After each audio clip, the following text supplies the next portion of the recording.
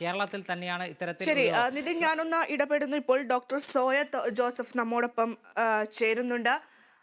Shri soya Joseph, നമുക്കറിയാം Hema committee report പുറത്തു വരുമ്പോൾ പല പൊയ്മുഖങ്ങളും അഴിഞ്ഞു വീഴേണ്ടതാണ് ഇവിടെ. ചില പ്രസക്ത ഭാഗങ്ങളൊക്കെ മറച്ചു വെച്ചുകൊണ്ടാണ് ഇപ്പോൾ ഈ റിപ്പോർട്ട് പുറത്തു വന്നത് എന്നതും മറ്റൊരു വസ്തുതയാണ്. ഇവിടെ പോലീസിന് ചില നിയമ നടപടികൾ സ്വീകരിക്കുന്നതിൽ തടസ്സമുണ്ട് എന്നവർ പറയുന്നുണ്ട്. നമുക്കറിയാം കഴിഞ്ഞ കുറച്ചു കാലങ്ങളായി നമ്മൾ കണ്ടുകൊണ്ടിരിക്കുകയാണ് സ്വമേധയാ കേസെടുക്കുന്ന സാഹചര്യം, മാധ്യമങ്ങളിലൂടെ വിവരങ്ങൾ കിട്ടുന്ന പക്ഷം കേസെടുക്കുന്ന സാഹചര്യം ഒക്കെ പോലീസിന്റെ ഭാഗത്ത് നിന്ന് ഉണ്ടെങ്കിൽ പോലും നിലവിൽ ഇത്തരത്തിൽ ഒരു കുറ്റകൃത്യങ്ങൾ നടക്കുമ്പോൾ അതിൽ കേസെടുക്കാൻ അവർക്ക് കഴിയുന്നില്ല, അല്ലെങ്കിൽ തടസ്സമുണ്ട് എന്നൊരു വാദം പറയുകയാണ്. നമുക്കറിയാം ഈ ഒരു ഹേമ കമ്മിറ്റി റിപ്പോർട്ടിൽ ഒരുപക്ഷെ ലൈംഗിക പീഡനങ്ങൾ ഉണ്ടാകാം, പോക്സോ നിയമപ്രകാരമുള്ള പല കാര്യങ്ങളും നടന്നിട്ടുണ്ടാകാം. ഇതൊന്നും ചിലപ്പോൾ പുറത്തു പറയാൻ ഇരകൾക്ക് കഴിയണമെന്നില്ലല്ലോ. ഈ ഒരു സാഹചര്യത്തിൽ പോലീസ് ഇത്തരം ഒരു നിലപാട് സ്വീകരിക്കുമ്പോൾ അതെങ്ങനെയാണ് നമുക്ക് മനസ്സിലാക്കാൻ സാധിക്കുന്നത്? ഇത്ര ഗുരുതരമായിട്ടുള്ള വിഷയങ്ങൾ നമുക്ക് ചിന്തിക്കുന്നതിനപ്പുറത്തേക്കുള്ള അതീവ ക്രിമിനൽ കുറ്റങ്ങളാണ് ഇതുമായി ബന്ധപ്പെട്ട് പുറത്തു വന്നിരിക്കുന്നത്. അപ്പൊ പോലീസിനെ സംബന്ധിച്ച് പരിമിതികളുണ്ട് എന്ന് പറയുമ്പോൾ തീർച്ചയായും ഇതൊരു സർക്കാർ വെച്ചിട്ടുള്ള ഒരു കമ്മിറ്റിയാണ്, അല്ലെങ്കിൽ ഒരു പഠന കമ്മിറ്റിയാണ്. സർക്കാരിന് ഒരു വിഷയവുമായി ബന്ധപ്പെട്ട് പഠിച്ച് റിപ്പോർട്ട് നൽകാൻ വേണ്ടി നൽകിയിട്ടുള്ള ഒരു കമ്മിറ്റിയാണ്. അപ്പൊ അത്തരത്തിലുള്ള ഒരു സാഹചര്യത്തിൽ സർക്കാരിന് തന്നെ വളരെ കൃത്യമായിട്ടുള്ള ഇടപെടലുകൾ നടത്താം. സർക്കാരിന് വളരെ കൃത്യമായി അന്വേഷണം പ്രഖ്യാപിക്കാം. നമ്മൾ സാമ്പത്തികമായിട്ടുള്ള തട്ടിപ്പുകൾ, വലിയ സ്കാമുകൾ കാണുന്നുണ്ട്, അല്ലെങ്കിൽ മറ്റ് പലതരത്തിലുള്ള കുറ്റകൃത്യങ്ങൾ, സീരീസ് ഓഫ് ക്രൈംസിന്റെ പ്രശ്നങ്ങൾ നമ്മൾ കാണുന്നുണ്ട്. അപ്പൊ അത്തരം ഇടങ്ങളിലൊക്കെ സർക്കാരുകൾ ഇടപെട്ടുകൊണ്ട് അവരതിനു വേണ്ടി പ്രത്യേക അന്വേഷണ കമ്മീഷനുകൾ വെച്ചുകൊണ്ട് അത്തരത്തിലുള്ള അന്വേഷണങ്ങൾ പ്രഖ്യാപിക്കുന്ന രീതികൾ നമ്മൾ കാണുന്നുണ്ട്. ഇതൊരു ഇൻഡസ്ട്രി മുഴുവൻ, അല്ലെങ്കിൽ വലിയ ഗുരുതരമായിട്ടുള്ള വീഴ്ച. കേരളത്തെ സംബന്ധിച്ചിടത്തോളം നമ്മൾ വലിയ സാംസ്കാരികപരമായും കലാപരമായും ഒക്കെ വലിയ ഉയർന്ന സമൂഹമാണ് എന്നൊക്കെ പറഞ്ഞു വെക്കുന്ന സാഹചര്യത്തിൽ, അപ്പൊ അത്തരം ഒരു സാഹചര്യത്തിൽ നിന്നുകൊണ്ട് ഇതൊരു വളരെ കൃത്യമായിട്ടുള്ള ഒരു അന്വേഷണം പ്രഖ്യാപിക്കുക. അപ്പൊ നേരത്തെ പറഞ്ഞു വെച്ചതുപോലെ സീനിയർ ആയിട്ടുള്ള അന്വേഷണ ഉദ്യോഗസ്ഥന്മാരെയൊക്കെ വെച്ചുകൊണ്ട് വളരെ സീനിയർ ആയിട്ടുള്ള IPS ഉദ്യോഗസ്ഥന്മാരെയൊക്കെ അല്ലെങ്കിൽ അത്തരത്തിലുള്ള ആളുകളെയൊക്കെ ഫോക്കസ് ചെയ്തുകൊണ്ട്, അല്ലെങ്കിൽ അത്തരത്തിലുള്ള ആളുകളെയൊക്കെ ഇൻക്ലൂഡ് ചെയ്തുകൊണ്ട് വളരെ കൃത്യമായിട്ടുള്ള ഒരു അന്വേഷണ സംഘം രൂപീകരിച്ചുകൊണ്ട് സർക്കാരിന് വളരെ കൃത്യമായി ഇതിൽ ഇടപെടലുകൾ നടത്താൻ കഴിയും. സർക്കാർ ഇത് മൂടി വെച്ചുകൊണ്ട് ഇത്ര കാലം തുടർന്നത് എന്തിനാണെന്ന് നമുക്ക് മനസ്സിലായി. അപ്പൊ വീണ്ടും, കാരണം സർക്കാരിന് അല്പമെങ്കിലും ആർജവം ഉണ്ടെങ്കിൽ അവർ ഈ പറയുന്ന വലിയ കമ്മിറ്റി വെച്ചു എന്നും ആ കമ്മിറ്റിയുടെ റിപ്പോർട്ട് പുറത്തു വന്നു എന്നും സർക്കാർ വളരെ സുതാര്യമാണെന്നും സർക്കാർ ഇതിൽ കൈകടത്തലില്ല എന്നൊക്കെ നിരന്തരം പറഞ്ഞു വെക്കുന്നുണ്ടെങ്കിൽ, ഇത്ര ഗുരുതരമായിട്ടുള്ള ആരോപണങ്ങൾ പുറത്തു വന്ന സാഹചര്യത്തിൽ സർക്കാരിന് എന്തുകൊണ്ടൊരു അന്വേഷണ കമ്മിറ്റി, അല്ലെങ്കിൽ ഈ പറയുന്നത് പോലെ ഒരു അന്വേഷണ സംഘത്തെ നിയമിച്ചുകൊണ്ട് അത് പോലീസിന്റെ പ്രവർത്തന പരിധിക്കുള്ളിൽ നിൽക്കുന്ന ഒരു അന്വേഷണ സംഘത്തെ നിയമിച്ചുകൊണ്ട് ഇതിലെ വളരെ കൃത്യമായി നാം മനസ്സിലാക്കുന്നതിനപ്പുറത്തേക്കുള്ള ഗുരുതരമായിട്ടുള്ള വിഷയങ്ങൾ, പോക്സോ ഉൾപ്പെടെയുള്ള കാര്യങ്ങൾ ഉണ്ട് എന്ന് പറയുമ്പോൾ നമുക്കറിയാം അത്തരത്തിലൊരു ചെറിയ ആരോപണം വരുമ്പോൾ തന്നെ നാം എത്രമാത്രം കോഷ്യസോടുകൂടിയാണ് കാര്യങ്ങൾ ചെയ്യാറുള്ളതെന്നും അതുമായി ബന്ധപ്പെട്ട് പ്രവർത്തിക്കാറുള്ളതെന്നും ഒക്കെ നമുക്കറിയാം. ഇതൊരു മേഖലയുമായി, ഒരു തൊഴിലിടവുമായി ബന്ധപ്പെട്ട് ഒരു സ്ത്രീക്ക് നിലനിൽക്കാൻ കഴിയുന്നില്ല എന്ന് പറയുന്ന അതീവ ഗുരുതരമായിട്ടുള്ള വിഷയം മുന്നോട്ട് വെക്കുമ്പോൾ എന്തുകൊണ്ടാണ് സർക്കാർ ഇത്രത്തോളം നിരുത്തരവാദപരമായി പെരുമാറുന്നത്? കാരണം 5 വർഷം എന്ന് പറയുന്നത്, കാരണം 19 കൊടുത്ത റിപ്പോർട്ട് പുറത്തു വരാൻ 24 വരെ കാത്തിരിക്കേണ്ടി വന്നു എന്നുള്ളത് തന്നെ ഈ വിഷയത്തിലുള്ള ഉത്തരവാദിത്തമില്ലായ്മയാണ് കാണിക്കുന്നത്. അപ്പൊ അത്തരത്തിൽ വീണ്ടും അതുമായി ബന്ധപ്പെട്ട് കാര്യങ്ങൾ പോകുമ്പോൾ തീർച്ചയായും ഒരു സ്ത്രീ സൗഹൃദ സമൂഹം എന്ന നിലയിൽ നമ്മൾ കുറെ കൂടെ പ്രതികരണമുള്ളവരായി മാറേണ്ടതുണ്ട്. കാരണം സിനിമ പോലെയുള്ള ഒരു മേഖല നമ്മൾ ചിന്തിക്കുന്നത് പോലെയല്ല. കുറെ കൂടെ കുട്ടികൾ, പുതിയ കാലത്തിന്റെ തലമുറയൊക്കെ വളരെയധികം സജീവമായി ഇടപെടാൻ ആഗ്രഹിക്കുന്ന, മുന്നോട്ട് വരാൻ ആഗ്രഹിക്കുന്ന ഒരു മേഖലയാണ് സിനിമ. അപ്പൊ ആ സിനിമയെ സംബന്ധിച്ചിടത്തോളം അത്തരം മേഖലകളിലൂടെ കടന്നു പോകുമ്പോൾ ആ കുട്ടികൾ, പുതിയ കുട്ടികൾക്ക്, വരുന്ന കുട്ടികൾക്ക് നമ്മൾ എന്ത് സന്ദേശമാണ് നൽകുന്നത്? പ്രത്യേകിച്ച് പെൺകുട്ടികൾ ഉൾപ്പെടെയുള്ള ആളുകൾ വരുമ്പോൾ നമ്മൾ എന്താണ് മുന്നോട്ട് വെക്കുന്നത്? അത് വളരെ മോശപ്പെട്ട ഒരു മെസ്സേജാണ് നമുക്ക് അവർക്ക് കൊടുക്കാൻ കഴിയുന്നത്. അപ്പൊ അത്തരത്തിലുള്ള കാര്യങ്ങളൊക്കെ മാറ്റം വരേണ്ടതുണ്ട്. ഇതൊരു തൊഴിൽ മേഖലയാണ്, ഇതൊരു സാമ്പത്തികമായ സംവിധാനങ്ങളുള്ള മേഖലയാണ്.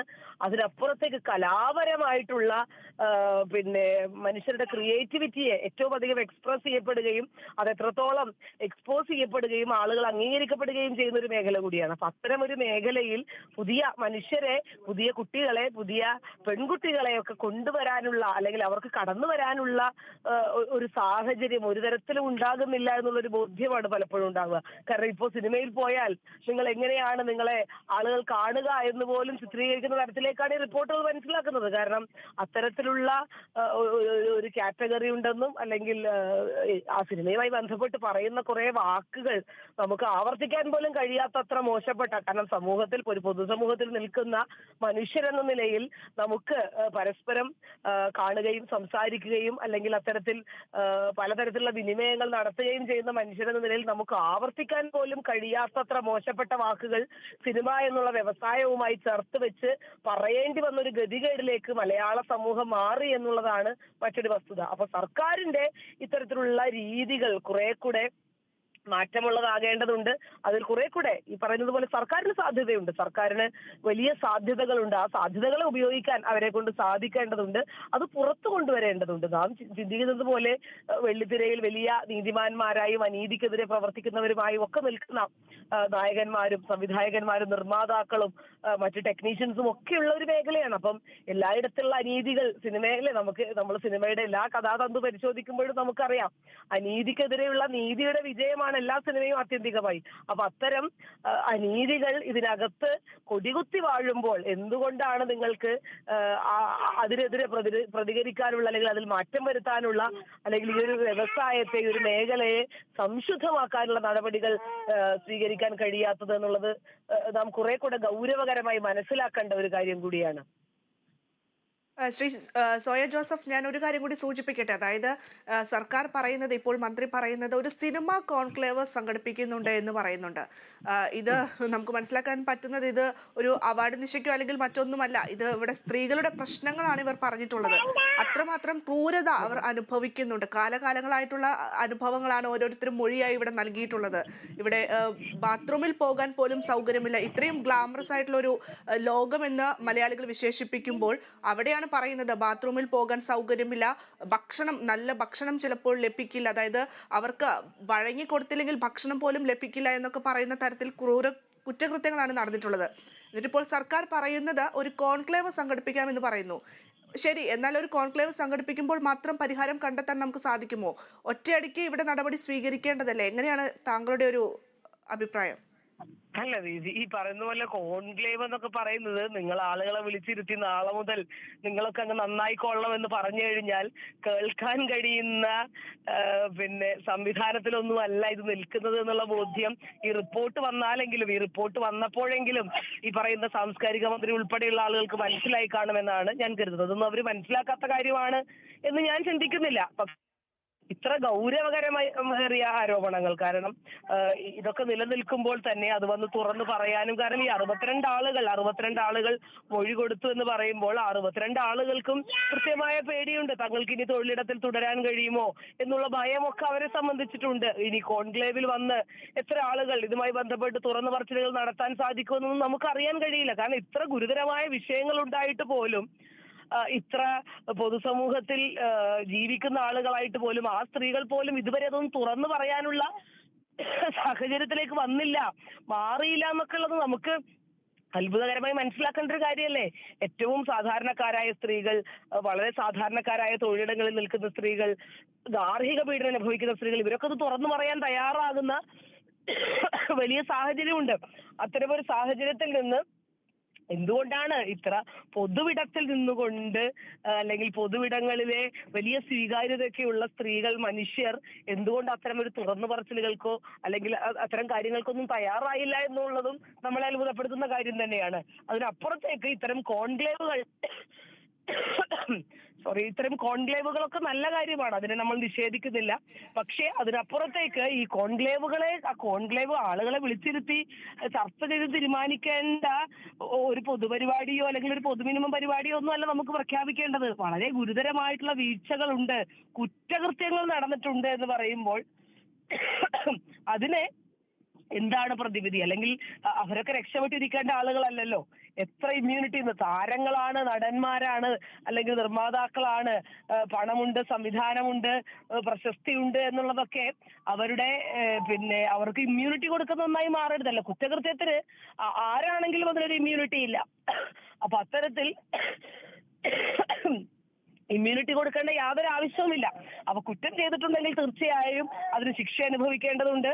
തീർച്ചയായും ഇതിന് നിയമനിർമ്മാണം നടത്തേണ്ടതുണ്ട്. കുറെ കൂടെ അതിനൊരു പക്ഷേ കോൺക്ലേവ് നന്നായിരിക്കും. കാരണം ഏതൊക്കെ തരത്തിലാണ് നിയമനിർമ്മാണം സാധ്യമാവുക, അല്ലെങ്കിൽ അതിന്റെ ഒരു സിനിമ എന്ന് പറയുന്ന ഒരു മേഖലയുടെ പ്രായോഗികമായിട്ടുള്ള വശങ്ങളെ ഉൾക്കൊണ്ടുകൊണ്ട്. കാരണം ഒരാൾ പ്രതികരിക്കാൻ തയ്യാറായി കഴിഞ്ഞാൽ, ഇപ്പൊ സംവിധായകനെതിരെ എന്തെങ്കിലും പറഞ്ഞു കഴിഞ്ഞാൽ നാളെ അയാൾ പറയാണ് നീ അഭിനയിച്ചത് നന്നായില്ല, ഇനി മുതൽ പോയിക്കോളാൻ പറഞ്ഞു കഴിഞ്ഞാൽ പോകേണ്ടി വരുന്ന ഒരു സാഹചര്യമൊക്കെയാണ് ഉള്ളത്. അപ്പൊ അത്തരത്തിൽ ഒരു സിനിമയിലേക്ക് പ്രവേശിക്കുമ്പോൾ അതിന്റെ കോൺട്രാക്ട് ഉൾപ്പെടെയുള്ള കാര്യങ്ങൾക്ക് കുറെ കൂടെ നിയമസാധുത വരുത്തുന്ന തരത്തിലേക്കൊക്കെയുള്ള കാര്യങ്ങൾ മാറ്റം വരുത്തേണ്ടതുണ്ട്. അപ്പോൾ ഈ കോൺക്ലേവ് ഒരുപക്ഷെ നിയമനിർമ്മാണത്തിന് ഒരുപക്ഷെ ഗുണം ചെയ്തേക്കാം. പക്ഷേ ഇപ്പോൾ നിലനിൽക്കുന്ന വിഷയം അതല്ല.